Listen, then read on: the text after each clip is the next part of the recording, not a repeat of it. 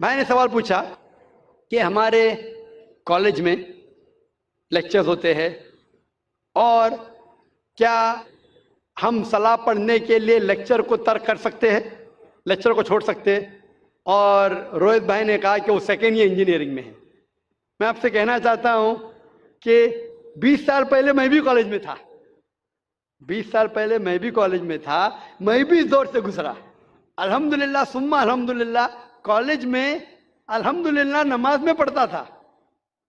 College میں جب آپ جاتے ہیں بریک ہوتی ہے، اور کالج کا ٹائمنگ کیا ہوتا ہے؟ ادھر 7 سے 1 تک ہوتا ہے، یا ہو سکتا ہے 8 سے لے کے 4 تک کے، جو بھی ٹائم ہے لنچ بریک تو ملتا ہے۔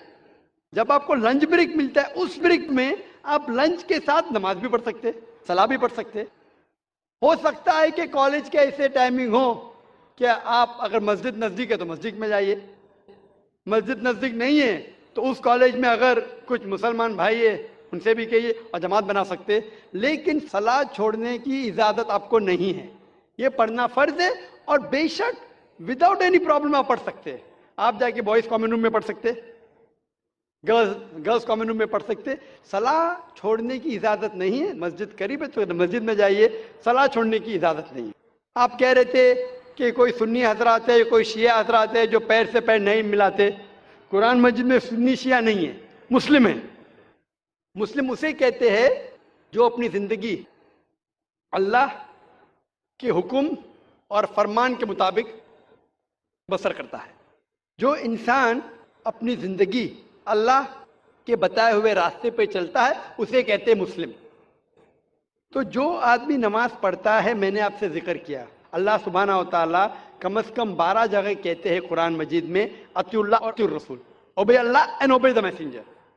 سورہ نساء سورہ نمبر 4 آیت نمبر 59 اور 12 جگہ کا ذکر میں نے کیا۔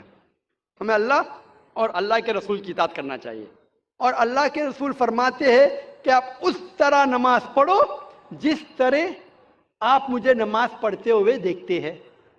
یہ حدیث بخاری کی کتاب الاذان کی چیپٹر نمبر 18 حدیث نمبر 604، اور پھر سے دہرایا گیا صحیح بخاری میں جلد نمبر 9 حدیث نمبر 352 352۔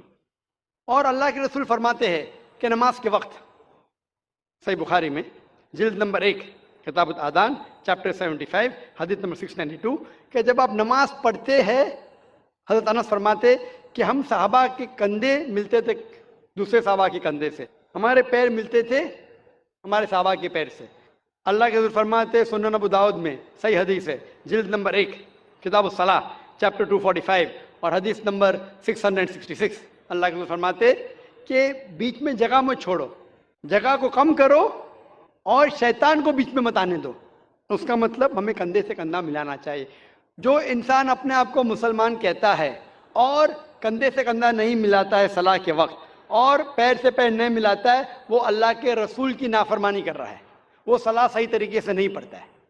تو شاید ان لوگوں کو یہ اللہ کے رسول کی حدیث کے بارے میں پتہ نہیں ہوگا، تو ہماری کوشش ہے کہ ان مسلمان کو بتائے کہ اللہ کے رسول کی حدیث ہے کہ کندھے سے کندھا ملاؤ، پیر سے پیر ملاؤ، نماز پڑھتے وقت یہ فرض ہے۔